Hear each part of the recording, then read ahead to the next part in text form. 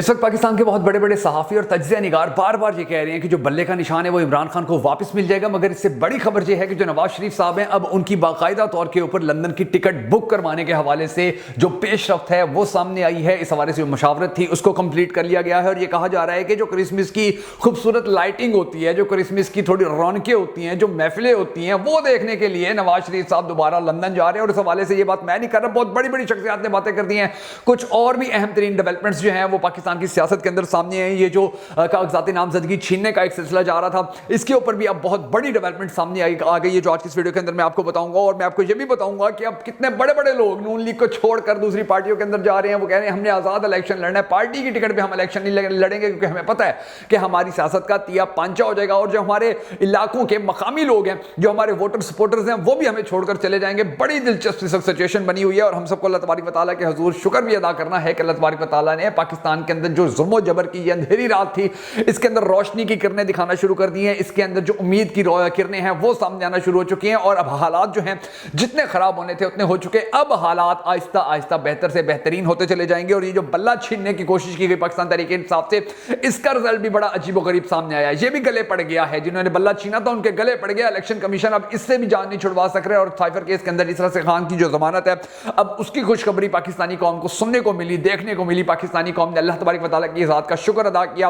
और लंदन जाने के हवाले से जो नवाज शरीफ की तैयारियां हैं, अब उसकी जो डिटेल्स है वो भी पाकिस्तानी कौम के सामने आएगी। तो यकीनी तौर पर जो पाकिस्तानी कौम है वो दोबारा से अल्लाह तबारक व तआला का शुक्र अदा करेगी कि हमारे पाक परवरदिगार हमारे नसीब के अंदर शायद अब आने वाले वक्त के अंदर अच्छे दिन हो। क्योंकि जैसे ही साफ शफाफ इलेक्शन हुआ तो पाकिस्तान की एक ही शख्सियत है, पाकिस्तान का एक ही बंदा है, पाकिस्तान की एक ही पर्सनैलिटी है, एक ही लीडर है जिसको पाकिस्तानी कौम वोट करेगी, जिसको पाकिस्तानी कौम सपोर्ट करेगी। हम सबको अल्लाह तबारक व तआला के हुजूर दुआ करनी है कि हमारे पाक परवरदिगार हमारे मुल्क के हालात के ऊपर रहम फरमा, हमारे मुल्क के हालात को बेहतर कर पाकिस्तान का अगला वजीर आजम उस शख्स को बना के जिससे पाकिस्तानी कौम बड़ी टूटकर मोहब्बत करती है और वो भी पाकिस्तानी कौम से बड़ी टूटकर मोहब्बत करता है। अगर आप भी हम सबके साथ मिलकर हमेशा की तरह इस दुआ में शामिल होना चाहें तो कमेंट सेक्शन के अंदर आप जरूर लिख दीजिएगा और कमेंट सेक्शन के अंदर आपने ये भी जरूर बता देना कि आप आने वाले वक्त के अंदर पाकिस्तान का अगला वजीर आजम किसको देखना चाहते हैं। मैं हूं शकील हैदर और आप देख रहे हैं आपका मोस्ट फेवरेट चैनल बगा फैक्ट्स। शुरू करते हैं हम अपनी आज की वीडियो। और सबसे पहले नाज़रीन गिरामी मैं आपको ये बताता हूं कि जो मैंने आपको वीडियो के शुरू में कहा था कि बड़े बड़े जो तज्जिया निगार हैं अब वो पाकिस्तान तहरीक इंसाफ को बल्ला वापस मिलने के हवाले से बड़ी ही उम्मीद का इजहार कर रहे हैं। वो कह रहे हैं पाकिस्तान तहरीक इंसाफ का बल्ला कहीं नहीं जाता, ये इनको हर सूरत वापस मिल जाएगा, क्योंकि सुप्रीम कोर्ट ऑफ पाकिस्तान जो है उसने भी अब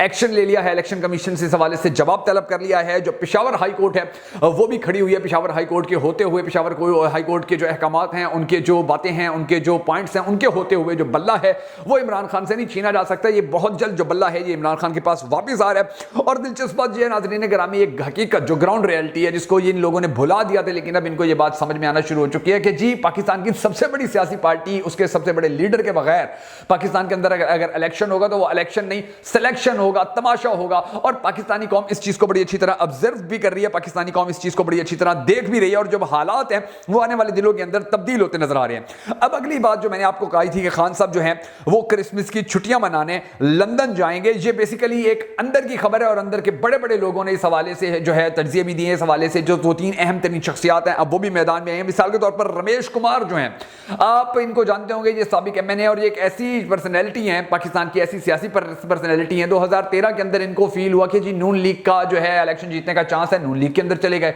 18 के अंदर इनको लगा कि जी जो पाकिस्तान तहरीक इंसाफ है ये इलेक्शन जीत सकती है, पाकिस्तान तहरीक इंसाफ के अंदर आ गए।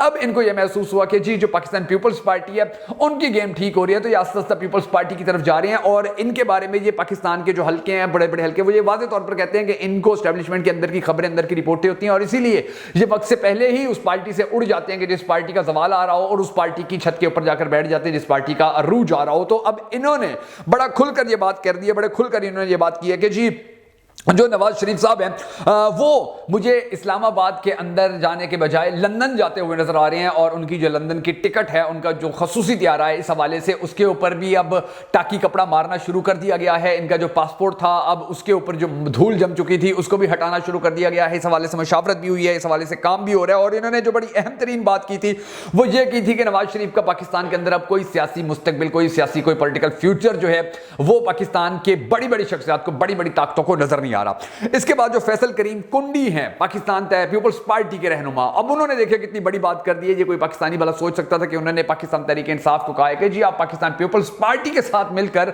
इलेक्शन के अंदर आए, इलेक्शन में पार्टिसिपेट करें, क्योंकि आपका और हमारा दुश्मन एक ही है, जो डीले करके आया हुआ है, जो प्रो लाडला बन के आया हुआ है। आप और हम मिलकर उसको हराएंगे। और ये प्रो लाडला और ये जो बन के आया हुआ है पाकिस्तान का एक नाकाम मूवी का फ्लॉप हीरो, जो पाकिस्तान के अंदर हीरो बनने की कोशिश कर रहा है, इसको हम मिलकर हरा देंगे। यानी कि पीपल्स पार्टी जो है वो भी अब खुलकर जो नून लीग है उनके मुकाबले के अंदर आ चुकी है।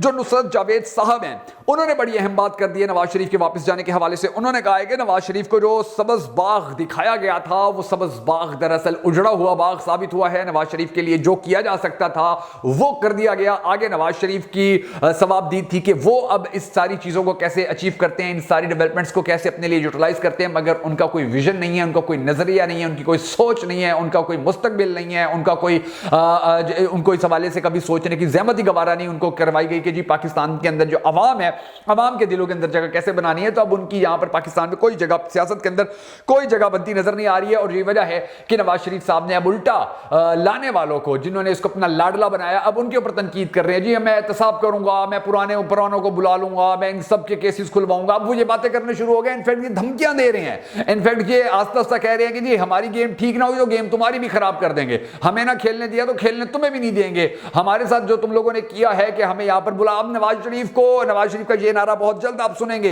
एक नारा था कि नवाज शरीफ कहता था मुझे क्यों निकाला, अब नवाज शरीफ बहुत जल्द ये नारा लगाएगा कि मुझे क्यों बुलाया, क्योंकि ये बुलाकर भी अब इनके लिए पाकिस्तान वापस आकर भी नवाज शरीफ इतना बुरा फंस चुका है, इतनी बुरी तरह इसको जो है सुबकी का सामना करना पड़ा है कि एक जगह से बदनाम ये हो गया, प्रो लाडला ये बन गया। मिनते करता फिर रहा है कि जी मीडिया को कहो कि जी मुझे प्रो लाडला ना कहा करें, या ये जो मेरे ऊपर अब ठप्पा लग गया प्रो लाडले वाला, ये खत्म करवा दें।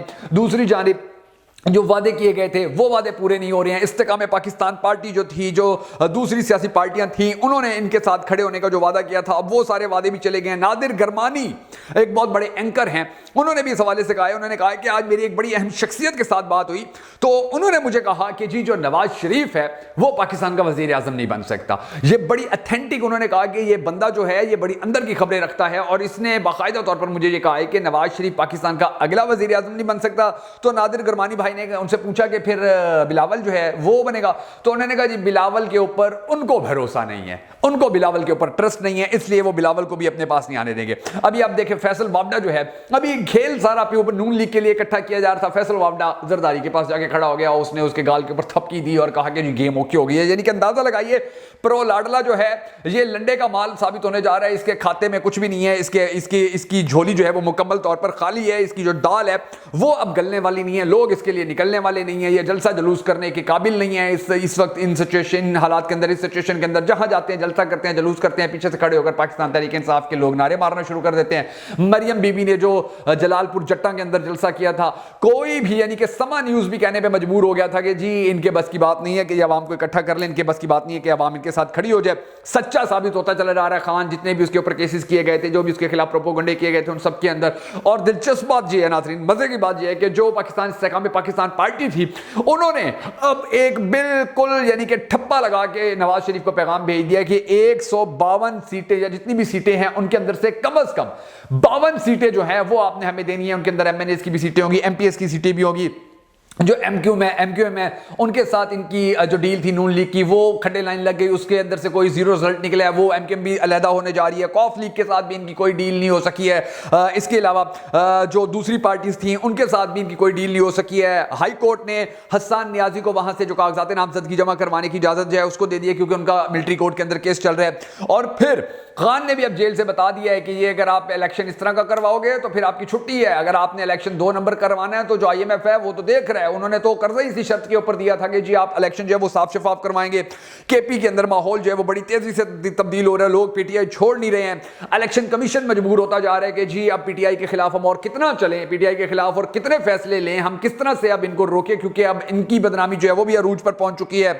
जो साबिक सफीर हैं अब्दुल बासित साहब, अब उन्होंने भी ये कह दिया है कि हमारे हमारे जो बड़े हैं उनको ये समझ आ गई है कि वो जो भारत के हुकूमत, मोदी हुकूमत है, वो इस वक्त बड़ी ख्वाहिश कर रही है कि नवाज शरीफ दोबारा वजीर आजम बन जाए और उसके साथ हम मामलात अपने ठीक करें और हमारी जो मसाइल चल रहे हैं उन मसाइल के अंदर हम अपनी जीत जो है उसको कामयाब बनाए, यकीनी बनाए 2024, जो क्योंकि भारत में भी इलेक्शन है, पाकिस्तान में भी इलेक्शन है, तो वो ये बड़ी ख्वाहिश कर रहे हैं कि जी नवाज शरीफ जो है वो प्रो लाडला बनने में कामयाब हो जाए। तो ये जो सब चीजें, ये सब खबरें सामने आ रही हैं, इन सब खबरों के होते हुए जो नून लीग है उसके लिए कोई रास्ता नहीं बचा, कोई खिड़की नहीं बची है, और जो पाकिस्तान तहरीक इंसाफ है उसके लिए मुश्किलात से निकलने के बेबहा रास्ते जो हैं वो खुलते चले जा रहे हैं। अगर आपने अब तक हमारे फेसबुक पेज बगा फैक्ट्स को फॉलो नहीं किया है तो ऊपर फॉलो का ऑप्शन आ रहा है, जरूर कर दीजिए फॉलो और हमें मजीद कॉन्फिडेंस देने के लिए हमारी इस वीडियो को लाइक कीजिए, कमेंट कीजिए, शेयर कीजिए, हमारे यूट्यूब चैनल बगा फैक्ट्स को जाकर सब्सक्राइब कर लीजिए ताकि हमें इसी तरह कॉन्फिडेंस मिलता रहे, एतमाद मिलता रहे, आपकी मोहब्बतें मिलती रहें और इसी तरह जो ग्राउंड रियलिटीज हैं, जो छुपी हुई खबरें हैं वो हम आप तक पहुंचाते रहें।